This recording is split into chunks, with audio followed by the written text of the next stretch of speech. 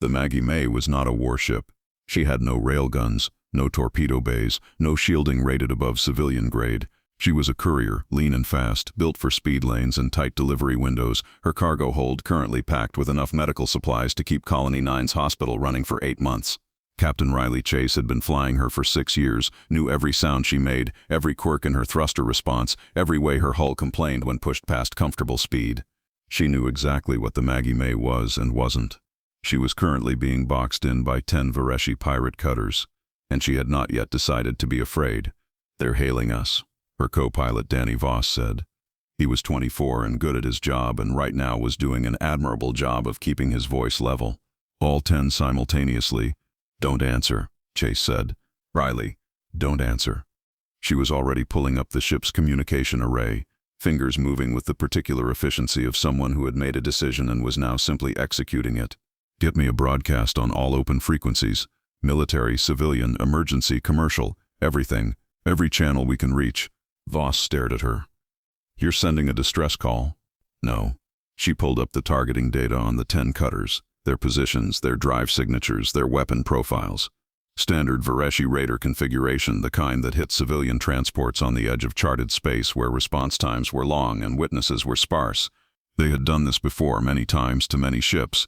She could tell from the casual confidence of their formation. They were very comfortable with how this worked. She was about to make it work differently. "I'm sending a warning," she said. "Comment runner if you would have done exactly what she's about to do." The broadcast went out across 47 frequencies simultaneously, and it began not with fear or pleading but with the calm, factual energy of a woman reading a weather report. "This is Captain Riley Chase of the courier vessel Maggie May, registry number UE7741, currently at coordinates 447 by 92 in the Outer Reach Transit Corridor.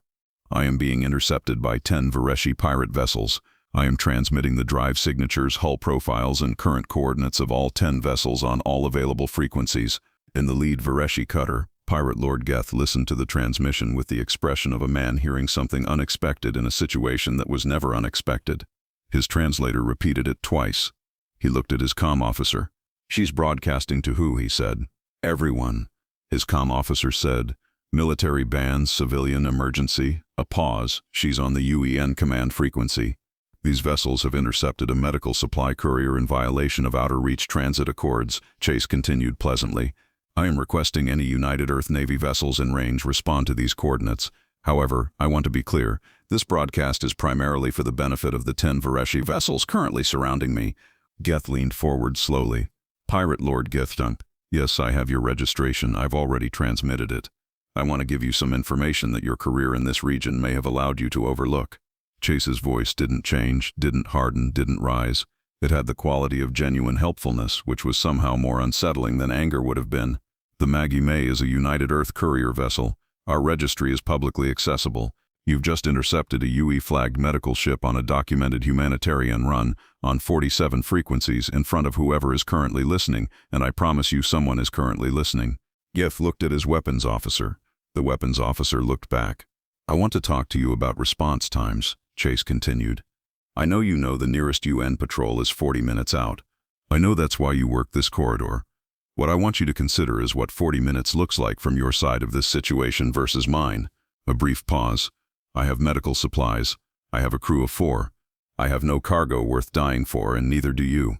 What you do have is your drive signatures on the UN command frequency, your current coordinates updating every 30 seconds on automated broadcast, and 40 minutes to make a decision that determines whether this is a Tuesday or the last Tuesday."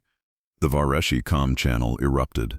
Geth listened to his crew argue for approximately 15 seconds before he held up one hand for silence. He looked at the Maggie May on his view screen, small, civilian grade, running no aggressive posture, weapons offline, just sitting there broadcasting its warning into the void with the patience of something that didn't need to hurry. He thought about 40 minutes. He thought about his drive signature on a UEN command frequency. He thought about the specific and terrible reputation that United Earth Navy response teams had built in the Outer Reach over the past decade. And he thought about the fact that this courier captain had not begged, had not threatened, had not tried to run. She had just made sure that whatever happened next happened in front of everyone. "Break formation," he said quietly. "Lord Geth, break formation."